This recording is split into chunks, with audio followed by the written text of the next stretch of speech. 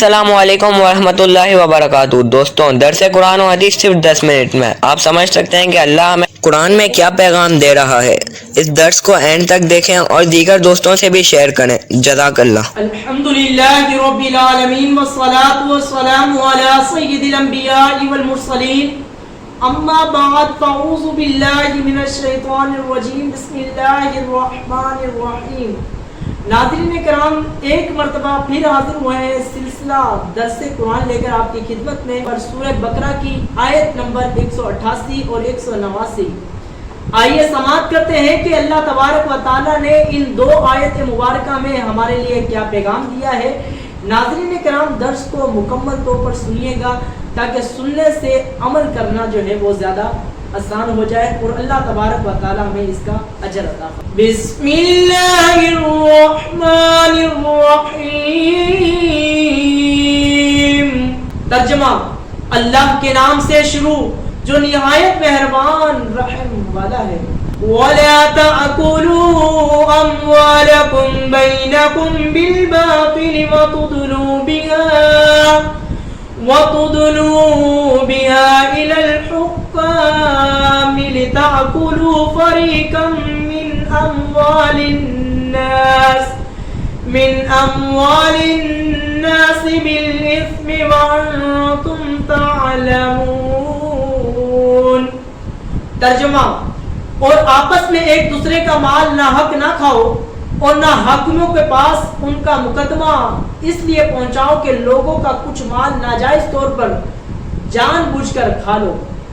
اس آیت مبارکہ میں ناظرین کرام، باطل طور پر کسی کا مال کھانا حرام فرمایا گیا، خواہ لوٹ کر ہو، کسی کا مال لوٹ کر کھا لینا، یا چھین کر، چوری سے، یا جوئے سے، یا حرام تماشوں، یا حرام کاموں، یا حرام چیزوں کے بدلے، یا رشوت یا جھوٹی گواہی سے، سب ممنوع اور حرام ہے۔ ناظرین کرام، اس میں فرمایا کہ آپس میں ایک دوسرے کا مال ناحق نہ کھاؤ۔ اب ناحق سے تفسیر کر دی، وضاحت کر دی کہ ناحق کس طرح ہے اور کس طرح جو ہے وہ مال کھانا ہے۔ کہا کہ چوری کے ذریعے اگر تم مال کھاؤ گے وہ ناحق ہے، رشوت دے کر مال کھاؤ گے وہ ناحق ہے یعنی حرام ہے، چھین کر مال کھانا حرام ہے، لوٹ کر مال کھانا کسی کا کہا کہ یہ حرام ہے، یا حرام کاموں یا حرام چیزوں کے بدلے رشوت لینا، یہ تمام صورتیں جو ہے وہ حرام کی ہے۔ کہا کہ اس طرح تم مال نہ کھاؤ۔ مسئلہ اس سے معلوم ہوا کہ ناجائز فائدے کے لیے کسی پر مقدمہ بنانا یا اس کو حکام تک لے جانا ناجائز و حرام ہے۔ اسی طرح اپنے فائدے کی غرض سے دوسرے کو ضرر پہنچانے کے لیے حکام پر اثر ڈالنا، رشوتیں دینا حرام ہے۔ حکام تک رسائی رکھنے والے لوگ اس آیت کے حکم کو پیش نظر رکھیں، یعنی ناظرین کرام کہ جج تک کسی کی جو ہے پہنچنے کی، وہ اتنا بڑا بندہ ہے کہ جج کے قریب ہی رہتا ہے۔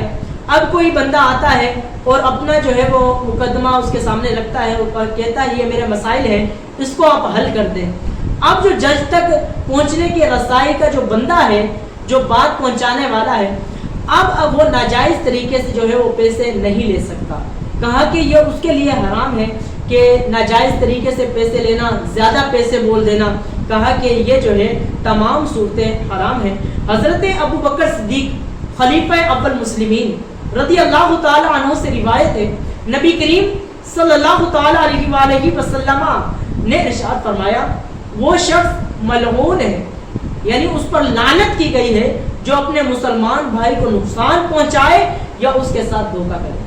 مسلمان کے ساتھ دھوکہ دینا، مسلمان کو دھوکہ دینا کتنی بڑی وعید آئی ہے۔ کہا کہ وہ شخص ملعون ہے، لعنت کی گئی ہے اس پر۔ اب لعنت جو ہے وہ مطلقاً ہے، یہاں پر یہ نہیں کہا کہ زمین والے لعنت کرتے ہیں، یا مطلقاً لعنت کا کہا ہے۔ اب آسمان کے فرشتے لعنت کرتے ہیں، اللہ تبارک و تعالیٰ کی لعنت، لوگوں کی لعنت اس پر پڑتی ہے جو لوگوں کو، مسلمانوں کو جو ہے وہ تکلیف پہنچاتا ہے۔ ہمیں مسلمانوں کو تکلیف نہیں پہنچانی، مسلمانوں کا دل خوش کرنا ہے۔ رمضان المبارک کی آمد ہے، اتنے دنوں سے جو ہے ایک چہل پہل، ایک نعرہ لگ رہا تھا، رمضان آنے والا ہے، رمضان آنے والا ہے۔ رمضان ہمارے درمیان جلوہ گر ہو چکا ہے۔ اپنے آپ کو نیکیوں میں گزارے، صوم و صلات کی پابندی کریں، کسی کو تکلیف نہ دیں، اپنے ہاتھ سے، اپنی زبان سے، اپنی نگاہوں سے، اپنے ہاتھ سے کسی کو بھی تکلیف نہ دیں۔ یہ رمضان تمہارا ایسا گزرنا چاہیے کہ سب سے اچھا، پچھلے رمضانوں سے اچھا یہ رمضان گزرنا چاہیے، ہمیں یہ عبادت پہ گزارنا ہے۔ ناظرین کرام، آیت مبارکہ سے یہ بھی معلوم ہوا کہ جھوٹی گواہی، جھوٹی وکالت، جھوٹے مقدمے کی پیروی و کوشش کی اجرتیں حرام ہے۔ جھوٹے مقدمے بنا دینا، جھوٹے جو ہے کسی نے قتل نہ کیا ہو، قتل کا جو ہے مقدمہ پہ لگا دینا کہ اس نے تو قتل کیا ہے، اس نے چوری کی ہے، تو کہا کہ جھوٹی گواہی ہے اور جھوٹے مقدمے، جھوٹی وکالتیں، جھوٹے مقدمے، یہ ساری جو ہے اس کی اجرتیں لینا، اس کے پیسے لینا، کہا کہ یہ حرام ہے۔ حرام کے بارے میں آگے جو ہے وہ تفصیل سے بیان آئے گا، وہاں پر انشاءاللہ ہم سماعت کریں گے۔ اب سنتے ہیں سورہ بقرہ کی آیت نمبر 189 میں اللہ تعالیٰ نے کیا ارشاد فرمایا ہے۔ يَسْأَلُونَكَ عَنِ الْأَهِلَّةِ قُلْ هِيَ الْمَوَاقِيتُ لِلنَّاسِ وَالْحَجِّ وَلَيْسَ الْبِرُّ بِأَن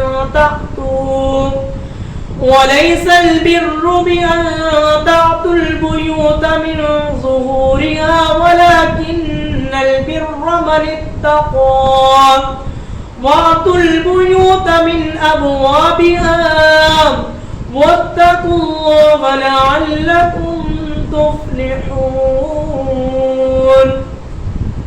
ترجمہ، تم سے نئے چاند کے بارے میں سوال کرتے ہیں، انل اہلہ، سوال کرتے ہیں، یسألونک، تم سے سوال کرتے ہیں، انل اہلہ، نئے چاند کے بارے میں، تم فرما دو یہ لوگوں اور حج کے لیے وقت کی علامتیں ہیں، اور یہ کوئی نیکی نہیں کہ تم گھروں میں پچھلی دیوار توڑ کر آؤ۔ ہاں، اصل نیک تو پرہیزگار ہوتا ہے، اور گھروں میں ان کے دروازوں سے آؤ، اللہ سے ڈرتے رہو، اس امید پر تفلحون کہ تم فلاح پا جاؤ گے۔